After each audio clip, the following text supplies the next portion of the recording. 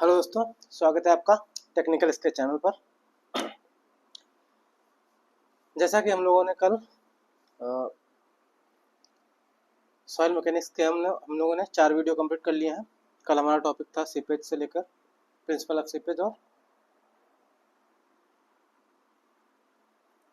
का टॉपिक हम लोगों ने ख़त्म कर लिया था। आज जो हम लोग फिर से 50 क्वेश्चन करेंगे सॉइल मैकेनिक्स के। हम लोगों ने 2 सब्जेक्ट कवर कर लिए हैं, इन्वायरमेंटल इंजीनियरिंग और बीएमसी। इन दोनों का प्लेलिस्ट पड़ा है चैनल पर, आप लोग देख सकते हैं। और एक रिक्वेस्ट है, अगर वीडियो पसंद आए, कंटेंट अगर अच्छा लग रहा हो, सवाल अच्छे लग रहे हैं तो चैनल को लाइक करें, वीडियो को लाइक करें, चैनल को सब्सक्राइब करें और कमेंट करें। तो चलते हैं पहले क्वेश्चन पर बिना कुछ देरी किए। तो हमारे आज के टॉपिक हमारे हैं कॉम्पैक्शन ऑफ सॉइल और कंसोलिडेशन ऑफ सॉइल। कॉम्पैक्शन और कंसोलिडेशन 2 टॉपिक आज हम लोग कवर करेंगे। 50 क्वेश्चन करेंगे इन 2 टॉपिक से। चलते हैं पहले क्वेश्चन पर। पहला क्वेश्चन हमारा है, the main purpose of soil compaction in the field is. Soil compaction का मेन पर्पज क्या होता है? सॉइल कॉम्पैक्शन का मेन पर्पज क्या होता है फील्ड में? तो सॉइल कॉम्पैक्शन का हमारा मेन पर्पज होता है कंप्रेसिबिलिटी को रिड्यूस करना और स्टेबिलिटी को इंक्रीज करना। To reduce compressibility and increase stability. Compressibility को रिड्यूस करना और स्टेबिलिटी को इंक्रीज करना मेन पर्पज होता है हमारा सॉइल कॉम्पैक्शन का। तो हमारा ऑप्शन सी सही है इसमें। Option C is correct. Option C हमारा सही है। चलते हैं अगले सवाल पर। क्वेश्चन नंबर 2 हमारा है, the standard proctor test uses. Standard proctor test में हैमर या रैमर ड्रॉप्स और लेयर्स कितनी कितनी होती हैं? तो स्टैंडर्ड प्रॉक्टर टेस्ट में 2.5 kg का हमारा रैमर होता है, 305 mm ड्रॉप होता है हमारा, 305 mm से ड्रॉप करते हैं और 3 लेयर होता है। 3 लेयर होती है, पर लेयर 25 ब्लोज होता है। तो हमारा इसका ऑप्शन बी सही है। Option B is correct. 2.5 kg का रैमर होता है,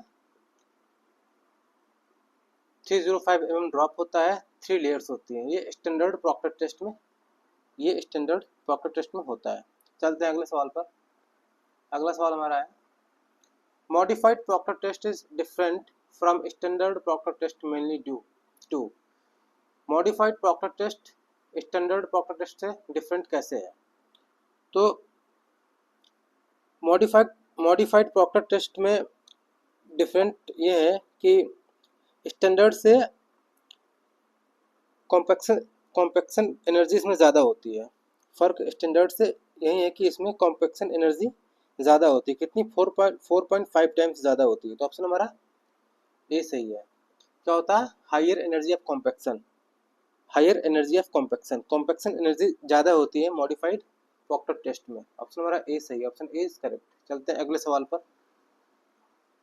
क्वेश्चन नंबर 4 हमारा है, compaction of soil primarily reduces. Compaction of soil primarily reduces यानी पहले क्या रिड्यूस करता है? तो कॉम्पैक्शन प्रोसेस में मेनली एयर वाइड्स को रिमूव किया जाता है। कॉम्पैक्शन ऑफ सॉइल में मेनली एयर वाइड्स को रिमूव किया जाता है। तो हमारा ऑप्शन ए सही है। ऑप्शन ए सही है। एयर वाइड्स को हटाते हैं, डेंसिटी बढ़ती है। Option A is correct. चलते हैं अगले सवाल पर। क्वेश्चन नंबर 5 हमारा,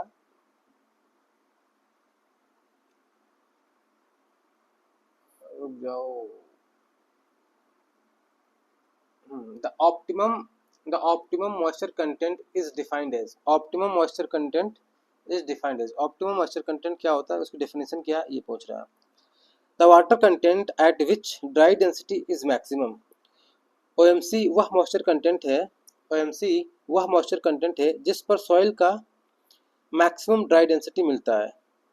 OMC मॉइस्चर वह कंटेंट है, मतलब वह मॉइस्चर कंटेंट है जिस पर सॉइल का मैक्सिमम ड्राई डेंसिटी मिलता है। तो ऑप्शन बी हमारा सही है। The water content at which dry density is maximum, उसको क्या बोलते हैं? उसको बोलते हैं हम लोग OMC। तो ऑप्शन हमारा बी सही है। Option B is correct. The water content at which dry density is maximum that is called OMC, optimum moisture content. चलते हैं अगले सवाल पर। क्वेश्चन नंबर 6 हमारा है, factors affecting compaction of soil include all except. इनमें से कौन सा फैक्टर है जो कॉम्पैक्शन ऑफ सॉइल को अफेक्ट करता है। तो हमारा क्वेश्चन नंबर 6 है हमारा, कॉम्पैक्शन पर सॉइल टाइप, एफर्ट, मेथड सबका असर होता है, लेकिन मिनरलोजी का डायरेक्ट इफेक्ट नहीं माना जाता है। तो soil mineralogy does not affect compaction, soil mineralogy does not affect compaction. तो सॉइल मिनरलोजी कॉम्पैक्शन को अफेक्ट नहीं करता, जबकि soil type, compactive effort, method of compaction ये सब अफेक्ट करते हैं, लेकिन सॉइल मिनरलोजी अफेक्ट नहीं करती है। ऑप्शन हमारा डी सही है, ऑप्शन डी इज करेक्ट। चलते हैं अगले सवाल पर। क्वेश्चन नंबर 7 हमारा, the compaction curve is plotted between, compaction curve किन किन के बीच प्लॉट किया जाता है। तो कॉम्पैक्शन कर्व वाटर कंटेंट और ड्राई डेंसिटी के बीच प्लॉट किया जाता है। कॉम्पैक्शन कर्व वाटर कंटेंट और ड्राई डेंसिटी के बीच प्लॉट किया जाता है। एक्स एक्सिस पे हम लोग वाटर कंटेंट लेते हैं, एक्स एक्सिस पे वाटर कंटेंट लेते हैं और वाई एक्सिस पे ड्राई डेंसिटी लेते हैं। तो ऑप्शन हमारा बी सही है, option B is correct. Water content और ड्राई डेंसिटी के बीच हमारा कॉम्पैक्शन कर्व प्लॉट किया जाता है। वाटर कंटेंट और ड्राई डेंसिटी के बीच कॉम्पैक्शन कर्व प्लॉट किया जाता है, और एक्स एक्सिस पे हम लोग वाटर कंटेंट लेते हैं और वाई एक्सिस पर ड्राई डेंसिटी लेते हैं। चलते हैं अगले सवाल पर। क्वेश्चन नंबर 8 हमारा है, सीप foot roller is most suitable for, सीप फुट रोलर किसके लिए ज़्यादा सुटेबल होता है। तो सीप फुट रोलर कोहेसिव सॉइल के लिए ज़्यादा बेस्ट होता है, कोहेसिव सॉइल्स के लिए ज़्यादा बेस्ट होता है। क्यों? क्योंकि यह नीडिंग एक्शन देता है। सीप फुट रोलर जो है नीडिंग एक्शन देता है, इसलिए कोहेसिव सॉइल्स के लिए ज़्यादा सुटेबल होता है। कोहेसिव सॉइल कौन इनमें से भाई? क्लेई सॉइल हमारी कोहेसिव सॉइल है, जबकि सैंडी, ग्रेवल, स्टोनी ये सब कोहेशन लेस सॉइल्स हैं। तो ऑप्शन हमारा सी सही है, option C is correct, option C is correct. चलते हैं अगले सवाल पर। क्वेश्चन नंबर 9 हमारा है, vibratory rollers are best for, vibratory rollers किसके लिए बेस्ट होते हैं। तो vibratory rollers cohesion less granular soil के लिए बेस्ट होते हैं, यानी सैंड और ग्रेवल के लिए, सैंड और ग्रेवल टाइप्स की सॉइल्स के लिए हमारा ग्रेनुलर सॉइल्स के लिए हमारा वाइब्रेटरी रोलर बेस्ट होता है। कोहेशन लेस सॉइल्स के लिए हमारा वाइब्रेटरी रोलर बेस्ट होता है। कोहेशन लेस मतलब ग्रेनुलर सॉइल्स। ऑप्शन हमारा बी सही, option B is correct, option B is correct. चलते हैं अगले सवाल पर। क्वेश्चन नंबर 10 हमारा है, pneumatic rollers compacted soil mainly by, pneumatic rollers कौन से सॉइल को मेनली कॉम्पैक्ट करते हैं। तो न्यूमेटिक रोलर्स जो है उनका प्रिंसिपल होता है नीडिंग एक्शन, न्यूमेटिक रोलर्स का वर्किंग प्रिंसिपल होता है नीडिंग एक्शन।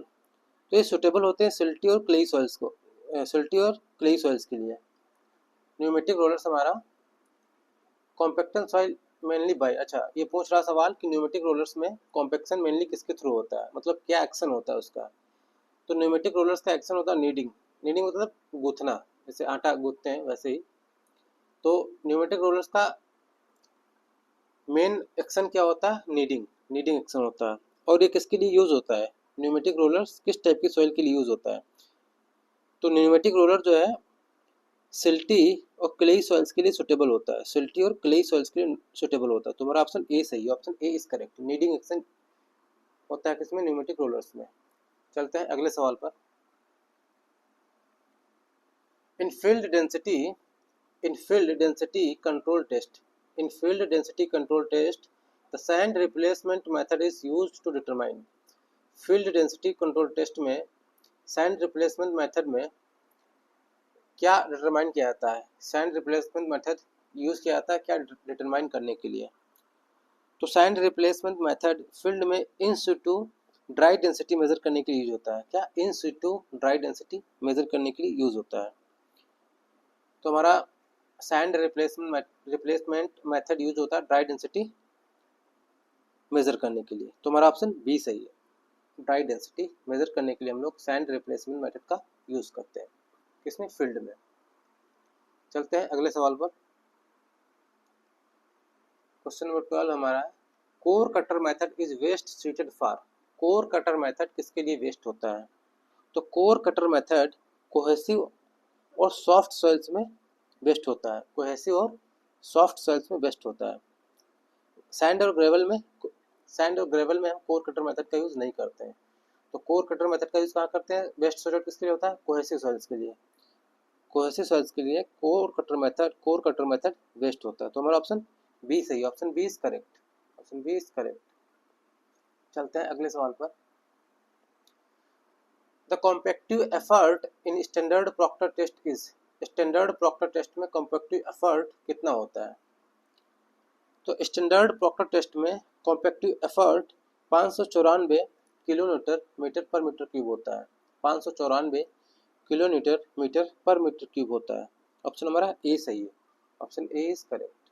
594। चलते हैं अगले सवाल पर। क्वेश्चन नंबर 14 हमारा, the compactive effort in modified proctor test is. Compactive effort modified proctor test में कितना होता है? स्टैंडर्ड प्रॉक्टर टेस्ट की तुलना में कितना होता है मॉडिफाइड प्रॉक्टर टेस्ट में? तो मॉडिफाइड प्रॉक्टर टेस्ट में कॉम्पेक्टिव एफर्ट कितना होता है हमारा? 2700 किलोमीटर मीटर पर मीटर क्यूब होता है, जो स्टैंडर्ड से लगभग 4.5 गुना होता है। यानी कॉम्पेक्टिव एफर्ट मॉडिफाइड प्रॉक्टर टेस्ट में स्टैंडर्ड प्रॉक्टर टेस्ट की तुलना में 4.5 गुना ज़्यादा होता है। 4.5 गुना ज़्यादा होता है। ऑप्शन हमारा बी सही है। Option B is correct. चलते हैं अगले सवाल पर। इसमें मॉडिफाइड में ज़्यादा होता है स्टैंडर्ड से, कितना? 4.5 गुना। चलते हैं अगले सवाल पर। Increasing compactive effort results in. अगर हम कॉम्पेक्टिव एफर्ट को इंक्रीज करें तो क्या रिजल्ट मिलेगा? अगर कॉम्पेक्टिव एफर्ट को इंक्रीज करें तो क्या रिजल्ट मिलेगा? तो ज़्यादा एफर्ट देने से ऑप्टिमम मॉइस्चर कम हो जाता है। अगर ज़्यादा एफर्ट लगाएंगे हम लोग तो ऑप्टिमम मॉइस्चर कंटेंट कम हो जाएगा, जिससे मैक्सिमम ड्राई डेंसिटी बढ़ती है। यानी OMC डिक्रीज होगा और हमारा ड्राई डेंसिटी बढ़ेगी। तो decrease in OMC, increase in dry density, यानी गामा डी बढ़ेगा और OMC कम होगा। ऑप्शन हमारा बी सही है। Option B is correct.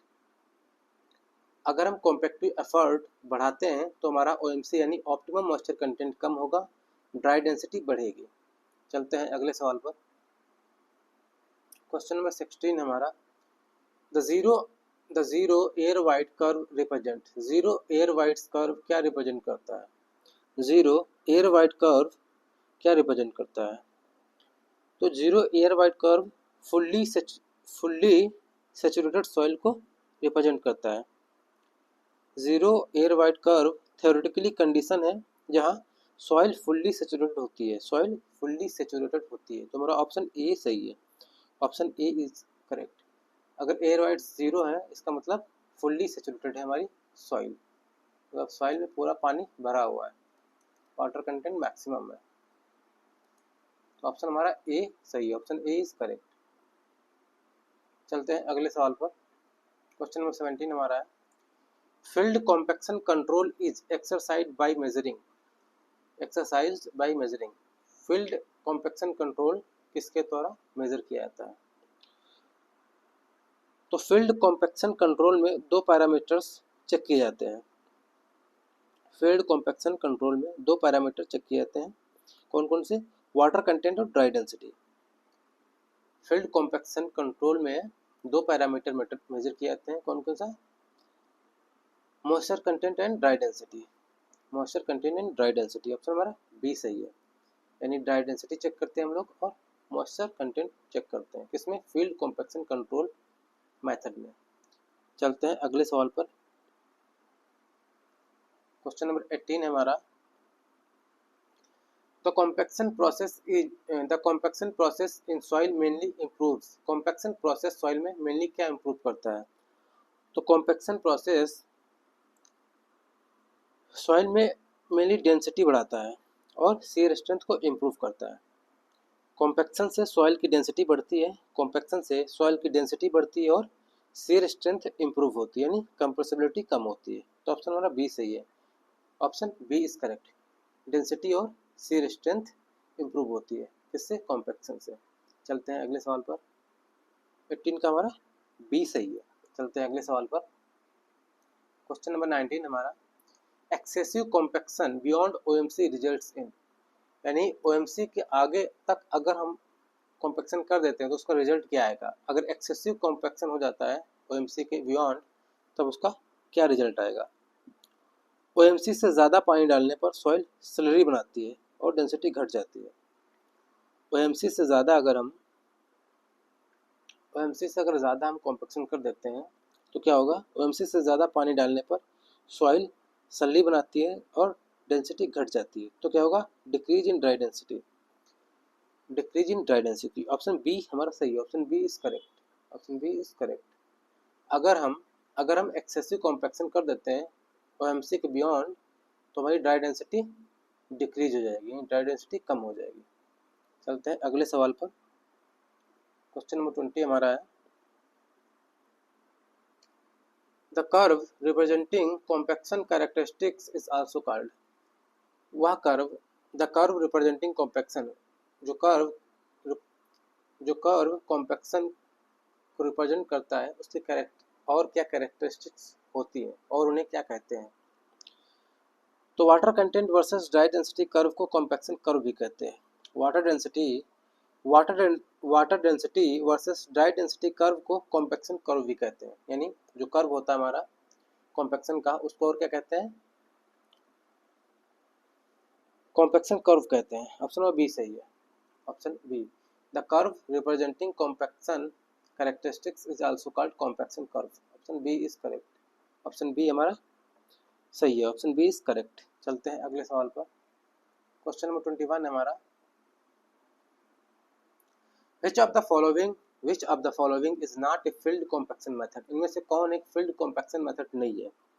इनमें से कौन सा एक field compaction method नहीं है। तो डायरेक्ट सीयर अपरेटस ये एक लेबोरेटरी टेस्ट है, फील्ड कॉम्पैक्शन मेथड नहीं है। डायरेक्ट सीयर अपरेटस ये लेबोरेटरी टेस्ट है, लैब टेस्ट है हमारा। डायरेक्ट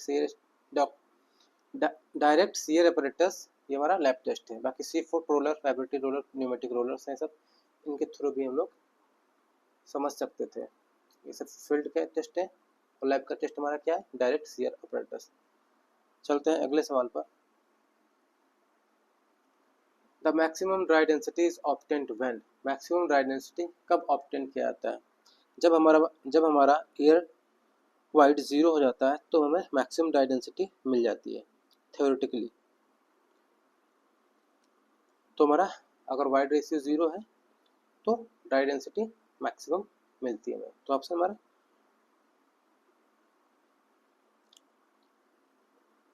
ऑप्शन डी सही है। अगर एयर वाइड हमारा 0% है, 22 का हमारा ऑप्शन है। अगर एयर वाइड हमारा वाटर कंटेंट नहीं, एयर वाइड अगर 0% है तो हमें मैक्सिमम ड्राई डेंसिटी मिल जाता है। वाटर कंटेंट नहीं, ना ही वाइड रेशियो। अगर एयर वाइड्स 0 हो जाते हैं हमारे हमारे 0 हो जाते हैं तो हमें मैक्सिमम ड्राई डेंसिटी मिल जाती है। चलते हैं अगले सवाल पर। क्वेश्चन नंबर 23 हमारा, in sandy soils best compaction is obtained at. Sandy soils में वेस्ट कॉम्पैक्शन कब ऑब्टेंड किया जाता है। तो सैंडी सॉइल्स ड्राई साइड पर ज़्यादा डेंस होती हैं। क्योंकि वहाँ कॉम्पैक्शन इफेक्टिव रहता है। तो ड्राई साइड ऑफ ओएमसी पर हमें वेस्ट कॉम्पैक्शन मिलता है सैंडी सॉइल्स में। 23 का हमारा ऑप्शन ए सही है। Option A is correct. इसका ऑप्शन सी तो गायब ही है, चलो कोई नहीं। In sandy soils best compaction is obtained at dry side of OMC की ड्राई साइड। सैंडी सॉइल्स के लिए ओएमसी का ड्राई साइड पर बेस्ट कॉम्पैक्शन ऑब्टेन्ड होता है। 23 का ए ऑप्शन सही है हमारा। अगला सवाल है हमारा, in clayey soils best compaction is obtained. Clayey soils में बेस्ट कॉम्पैक्शन कहाँ पर ऑब्टेन्ड होता है। तो क्लेई सॉइल्स में वेट साइड ऑफ ओएमसी पर में वेस्ट कॉम्पैक्शन ऑब्टेन्ड होता है। क्लेई सॉइल्स में लुब्रिकेशन इफेक्ट होता है इसलिए वेट साइड पर वेस्ट कॉम्पैक्शन होता है। क्लेई सॉइल्स में लुब्रिकेशन इफेक्ट होता है इसलिए वेट साइड पर बेस्ट कॉम्पैक्शन मिलता है। तो क्लेई सॉइल्स के लिए वेट साइड और सैंडी सॉइल इसलिए ड्राई साइड, सैंडी सॉइल इसलिए ड्राई साइड पर हमको वेस्ट कॉम्पैक्शन मिलता है, dry side of OMC। Sandy soil इसलिए ड्राई साइड ऑफ OMC हमको वेस्ट कॉम्पैक्शन मिलता है, और क्लेई सॉइल्स के लिए वेट साइड ऑफ OMC में वेस्ट कॉम्पैक्शन मिलता है। चलते हैं अगले सवाल पर।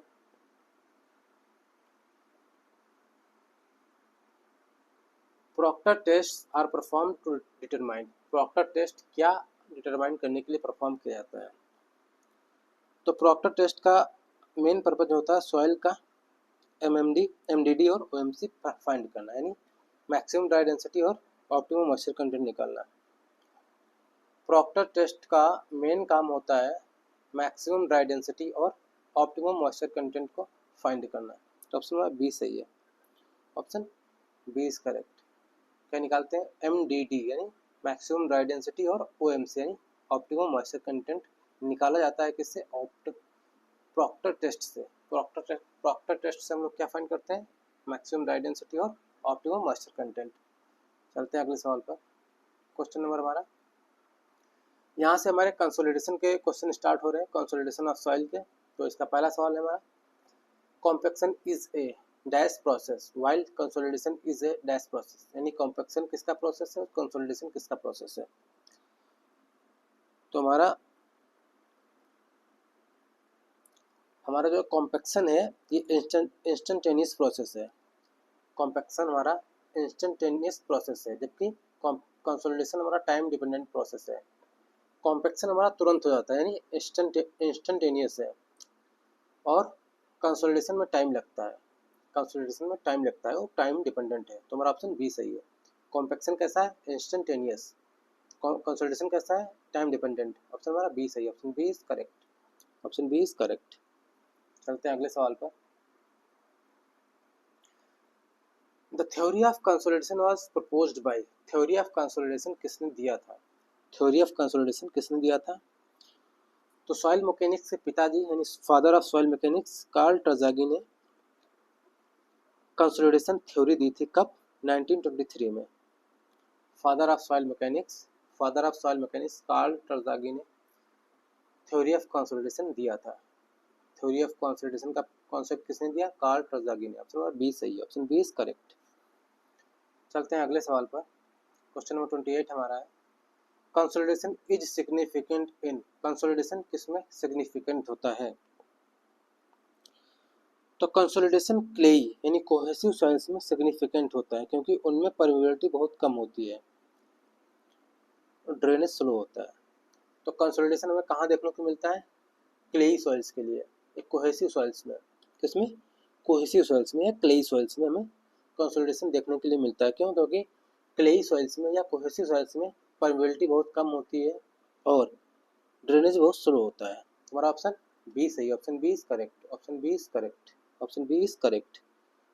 चलते हैं अगले सवाल पर। Primary consolidation occurs due to, primary consolidation क्यों होता है ये पूछ रहा है। 20 नंबर, क्वेश्चन नंबर 29 है हमारा। प्राइमरी कंसोलिडेशन का कारण पोर वाटर का एक्सपेल्सन है। क्या? पोर वाटर का एक्सपेल्सन। तुम्हारा ऑप्शन क्या हो जाएगा? ये हो जाएगा। प्राइमरी कंसोलिडेशन अक्वायर होता है कब? जब हमारा पोर वाटर का एक्सपल्सन होता है, यानी expulsion of water from wides से पानी का निकलना, यानी जब हमारा वाइड से पानी निकलता है, बाहर निकलता है, तो हमारा प्राइमरी कंसोलिडेशन होता है। तो ये किसके थ्रू होता है? डार्सी लॉ के अनुसार होता है। तुम्हारा 29 का ऑप्शन ए सही है, option A is correct. Primary consolidation occurs due to expulsion of water from voids. चलते हैं अगले सवाल पर। क्वेश्चन नंबर 30 हमारा है, secondary consolidation occurs due to, secondary consolidation occur करता है किस पर? Secondary consolidation soil particle rearrangement और प्लास्टिक एडजस्टमेंट से होता है। Even after water drainage, plastic adjustment of soil particles, यानी प्राइमरी कंसोलिडेशन में क्या होता है? हमारा पानी निकल जाता है, मतलब पानी निकलना हमारा प्राइमरी कंसोलिडेशन में आता है। सेकंड, जब पानी निकल जाएगा उसके बाद सॉइल के पार्टिकल खुद को फिर से अरेंज करेंगे, रीअरेंज करेंगे सॉइल के पार्टिकल्स, उसको प्लास्टिक एडजस्टमेंट बोलते हैं। उसको क्या बोलेंगे? Plastic adjustment. तब सेकेंडरी कंसोलिडेशन हमारा होता है। पानी निकलना प्राइमरी कंसोलिडेशन, उसके बाद सॉइल पार्टिकल्स का रीअरेंजमेंट करना, फिर से एडजस्टमेंट करना, क्या कहलाता है? Secondary consolidation. तो हमारा ऑप्शन बी सही, option B is correct. Secondary consolidation occurs due to plastic adjustment of soil particles. चलते हैं अगले सवाल पर। Compression index CC is determined from. Compression index किसे डिटरमाइन करते हैं? तो कंप्रेशन इंडेक्स क्या होता है? Slope of virgin consolidation curve on E versus log P graph.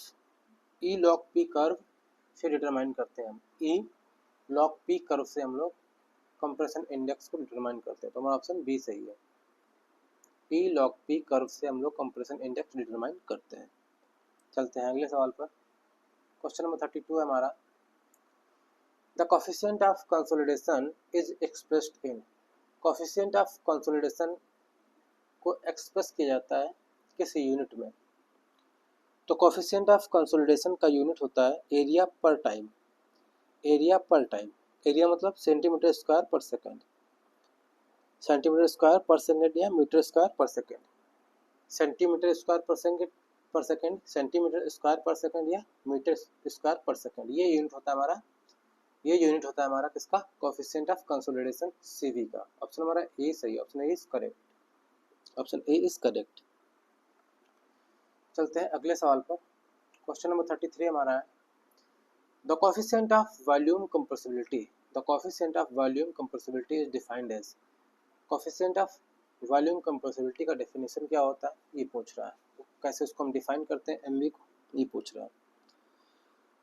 तो एमवी का फार्मूला हमारा होता है, कोफिशिएंट ऑफ वॉल्यूम कंप्रेसिबिलिटी का फार्मूला हमारा होता है m v is equal to delta e upon 1 plus delta e divided by delta sigma dash, यानी change in strain per unit, change in strain per unit increase in effective stress. तो हमारा option है option A, ratio of void ratio change to stress. इसका ratio होता है void ratio change to stress. The coefficient of volume compressibility is defined as ratio of void ratio change to stress. Option A is correct, option A हमारा सही है, option A हमारा सही है, option A is correct. Change in strain per unit increase in effective stress, यानी ratio of void ratio change to stress. चलते हैं अगले सवाल पर। क्वेश्चन नंबर 34 हमारा है। Pre consolidation pressure is determined by. Pre consolidation pressure किसे determine करते हैं? तो pre consolidation pressure graphically Casagrande method से फाइंड की जाती है। कैसाग्रांडे मेथड से फाइंड की जाती है। ई लॉग पी कर्व होता है कैसाग्रांडे मेथड में। तो pre consolidation pressure is determined by Casagrande method. Pre consolidation pressure is determined by Casagrande method. Option हमारा बी सही, option B is correct, option B is correct.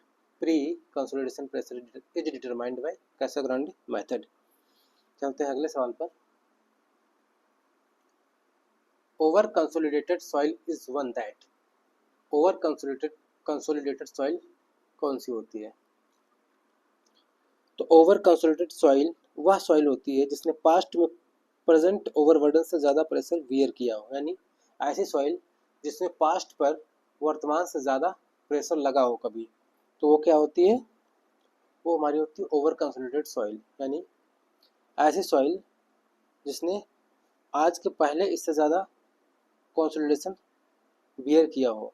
तो has experience A pressure greater than present, has experienced A pressure greater than present, यानी आज से पहले कभी उस पर इससे ज़्यादा प्रेशर लगा हो, ऐसी सॉइल हमारी ओवर कंसोलिडेटेड सॉइल कहलाती है। क्या कहलाती है? ओवर कंसोलिडेटेड सॉइल कहलाती है, ओवर कंसोलिडेटेड सॉइल कहलाती है। ऑप्शन हमारा बी सही है, option B is correct.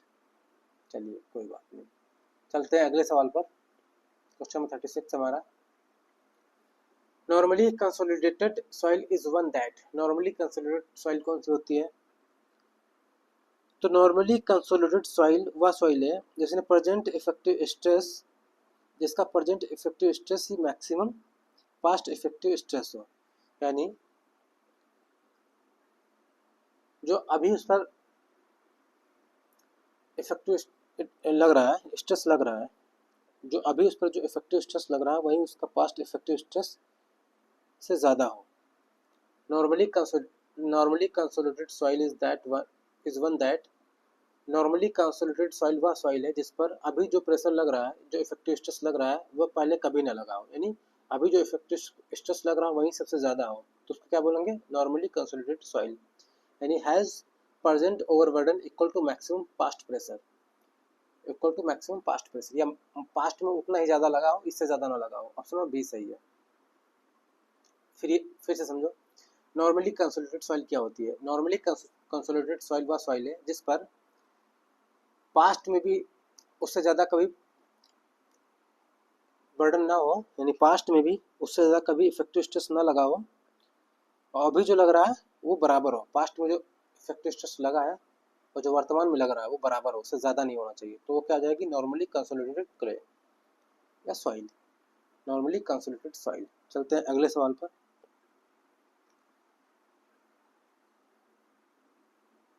Question number 37 हमारा है, Terzaghi's one dimensional consolidation theories assumes soil to be, Terzaghi's one dimensional consolidation theory assumes to be, मतलब टर्जागी ने वन डायमेंशनल कंसोलिडेशन के लिए जो थ्योरी अज्यूम की थी उसमें जो सॉइल का एजम्पशन क्या लिया था, मतलब सॉइल का एजम्पशन क्या लिया था उसमें। क्वेश्चन नंबर 37 हमारा, तो सॉइल कैसी होनी चाहिए? टर्जागी थ्योरी में अज्यूम किया गया है कि सॉइल हमारा होमोजीनियस होना चाहिए, आइसोट्रॉपिक होना चाहिए, फुल्ली सेचुरेटेड होना चाहिए, डार्सी ला वैलिड होना चाहिए। Homogeneous, isotropic, fully saturated soil. Terzaghi's one dimensional consolidation theory assumes soil to be homogeneous, isotropic, fully saturated, homogeneous, isotropic, fully saturated। Option हमारा बी सही है, ऑप्शन बी इज करेक्ट, और Darcy's law valid होना चाहिए। Question number 38 हमारा, according to Terzaghi theory, according to Terzaghi's theory consolidation is govern by, Terzaghi theory के अनुसार consolidation किसके थ्रू गवर्न करता है? तो डार्सीज लॉ। टर्जागी का consolidation theory pore water flow को गवर्न करता है, यानी डार्सीज लॉ अप्लाई होता है, डार्सीज लॉ, डार्सी का नियम लागू होता है किसमें? टर्जागी की थ्योरी में, कंसोलिडेशन गवर्न करने के लिए। चलते हैं अगले सवाल पर। क्वेश्चन नंबर 39 हमारा, primary consolidation is essentially, primary consolidation क्यों आवश्यक है? तो प्राइमरी कंसोलिडेशन पोर वाटर ड्रेनेज के कारण ज़रूरी है, पोर वाटर ड्रेन आउट करने के लिए। 39 का ए, प्राइमरी कंसोलिडेशन क्यों जरूरी है? पानी को बाहर निकालने के लिए, यानी drainage of pore water. Option A सही है, option A is correct, option A is correct. पानी बाहर निकलेगा तो क्या होगा? इफेक्टिव स्ट्रेस बढ़ेगी हमारी। चलते हैं अगले सवाल पर। क्वेश्चन नंबर 40 हमारा है, the slope of the virgin consolidation curve in E slope P graph gives, the slope of the virgin consolidation curve in E log P graph gives, E log P graph क्या देता है ये पूछ रहा है। Question number 40 है, question number 40 है, virgin compression curve E log P की स्लोप जो है वो हमें कंप्रेशन इंडेक्स बताती है। वर्जिन कंप्रेशन कर्व यानी ई लॉग पी की जो स्लोप होती है, ई लॉग पी की स्लोप है वो हमें क्या बताती है? कंप्रेशन इंडेक्स सीसी बताती है, कंप्रेशन इंडेक्स बताती है स्लोप किसमें? ई लॉग पी ग्राफ में। ई लॉग पी ग्राफ में जो स्लोप होती है वो हमें क्या बताती है? कंप्रेशन इंडेक्स बताती है। क्वेश्चन नंबर 40 हो गया हमारा। चलते हैं अगले सवाल पर। क्वेश्चन नंबर 41 है हमारा, the time factor TV in consolidation is a, consolidation में टाइम फैक्टर टीवी क्या है? तो टाइम फैक्टर टीवी एक डायमेंशनलेस पैरामीटर है। क्या है? डायमेंशनलेस पैरामीटर है। फार्मूला क्या होता है? TV is equal to C V into T upon H square. Formula होता है TV is equal to C V into T upon H square. तो टाइम फैक्टर क्या है? डायमेंशनलेस पैरामीटर हमारा है, डायमेंशनलेस पैरामीटर। ऑप्शन हमारा सी सही है, ऑप्शन सी इज करेक्ट। चलते हैं अगले सवाल पर। क्वेश्चन नंबर 42 है, the ultimate settlement of clay layer depends on. Ultimate settlement of clay layer किस पर डिपेंड करता है? तो अल्टीमेट सेटलमेंट डिपेंड करता है कंप्रेशन इंडेक्स पर और स्ट्रेस इंक्रीजेस पर। Ultimate settlement depends on compression index, initial void ratio, layer thickness और स्ट्रेस इंक्रीमेंट। तो उसमें दो चीज़ें दी हैं, इनिशियल वाइड रेशियो नहीं दिया है, लेयर थिकनेस भी नहीं दिया है, लेकिन दो चीज़ें कंप्रेशन इंडेक्स और स्ट्रेस इंक्रीजेस पर। जो स्ट्रेस इंक्रीज होती है, जो कंप्रेशन इंडेक्स होता है, उस पर हमारा अल्टीमेट सेटलमेंट डिपेंड करता है। ऑप्शन हमारा 42 का C, option C is correct, option C is correct. चलते हैं अगले सवाल पर। क्वेश्चन नंबर 43 हमारा, the laboratory test used for consolidation is. Laboratory test क्या कौन यूज किया था तो कंसोलिडेशन में, कौन सा इसमें? क्वेश्चन नंबर 43 हमारा, consolidation test oedometer test, one dimensional consolidation test है। कौन सा है? Oedometer test, the laboratory test use for consolidation. Consolidation के लिए यूज किया जाने वाला लेबोरेटरी टेस्ट हमारा था oedometer test. Oedometer test, oedometer test ये वन डायमेंशनल टेस्ट होता है, वन डायमेंशनल कंसोलिडेशन टेस्ट होता है oedometer test for use for consolidation किसमें? लेबोरेटरी टेस्ट में। चलते हैं अगले सवाल पर।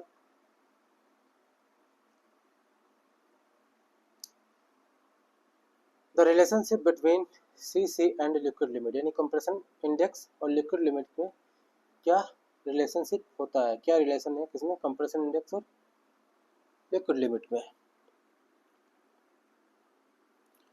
तो सी कंप्रेशन इंडेक्स और लिक्विड लिमिट में हमारा रिलेशन होता है क्या? सी इज इक्वल टू होता है 0.009 liquid limit minus 10। C is equal to 0.009 bracket में liquid limit minus 10। Option A is correct, option A is correct. C is equal to 0.009 bracket में लिक्विड लिमिट माइनस 10। चलते हैं अगले सवाल पर। Secondary consolidation is more significant in. Secondary consolidation किसमें ज़्यादा significant होता है? किसमें ज़्यादा सिग्निफिकेंट होता है? तो सेकेंडरी कंसोलिडेशन ऑर्गेनिक क्ले और सिल्ट्स में ज़्यादा सिग्निफिकेंट होता है। क्यों? क्योंकि उनमें कंप्रेसिबिलिटी हाई होती है। ऑर्गेनिक क्ले और सिल्ट्स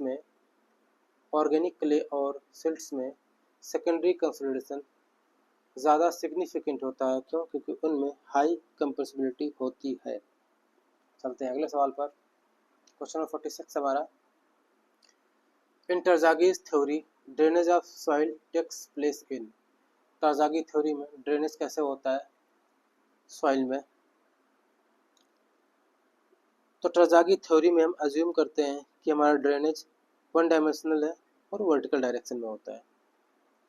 टरजागी थ्योरी में अज्यूम करते हैं कि ड्रेनेज हमारा वन डायमेंशनल है और वर्टिकल डायरेक्शन में होता है। किसमें? वर्टिकल डायरेक्शन में। ऑप्शन हमारा ए सही है, option A is correct.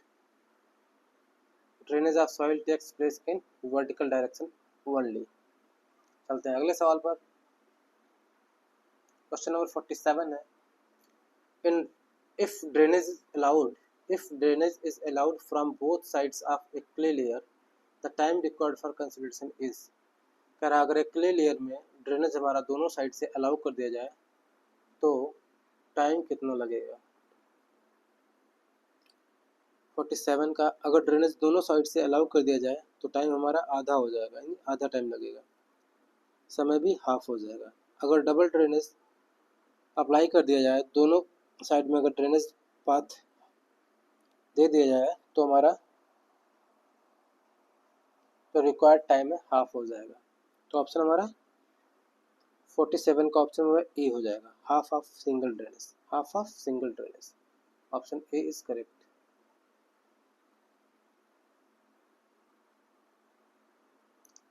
Forty seven का ऑप्शन बी इज करेक्ट,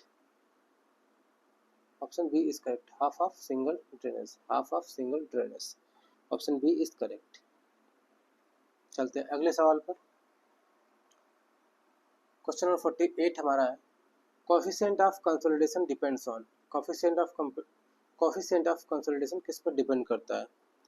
तो कोफिशिएंट ऑफ कंसोलिडेशन डिपेंड करता है परमेबिलिटी पर, कंप्रेसिबिलिटी पर, यूनिट वेट ऑफ वाटर पर, इन सब पर डिपेंड करता है। किस पर? कंप्रेसिबिलिटी पर,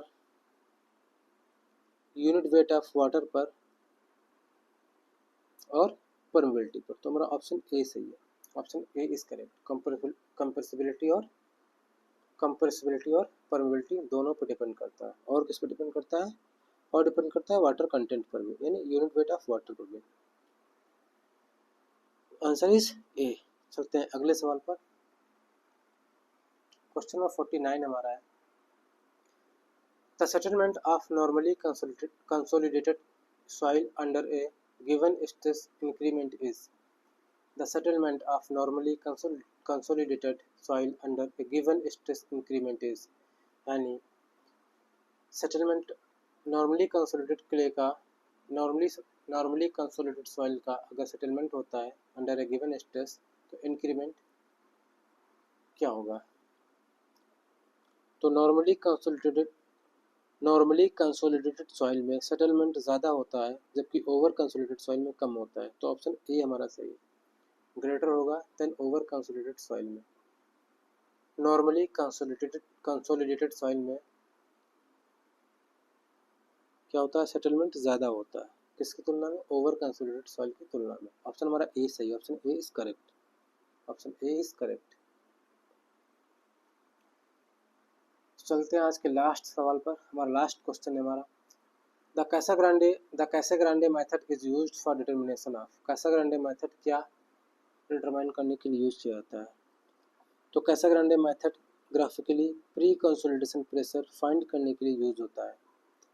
कैसाग्रांडे मेथड यूज होता है प्री कंसोलिडेशन प्रेशर को फाइंड करने के लिए। प्री कंसोलिडेशन प्रेशर को फाइंड करने के लिए हम लोग कैसाग्रांडे मेथड का यूज करते हैं।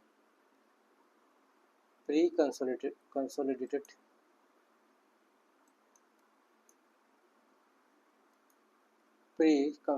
प्रेशर को फाइंड करने के लिए हम लोग कैसाग्रांडे मेथड का यूज करते हैं। तो खत्म होते हैं आज के 50 क्वेश्चन यहीं पे। अगर आप लोग को वीडियो पसंद आ रही हो, सवाल अच्छे लग रहे हो, तो चैनल को सब्सक्राइब करें, वीडियो को लाइक करें, कमेंट करें, बने रहे हमारे साथ। अगर किसी क्वेश्चन में कोई डाउट है, कमेंट करें, बताएं, हम लोग उस टॉपिक पे डिस्कस करेंगे। गुजारिश बस इतनी सी है, अगर वीडियो पसंद आ रही हो तो लाइक करें वीडियो को और चैनल को सब्सक्राइब करें, कमेंट करें, बने रहे हमारे साथ एग्ज़ाम तक। तब तक के लिए धन्यवाद। मिलेंगे कल फिर से एक नए वीडियो के साथ।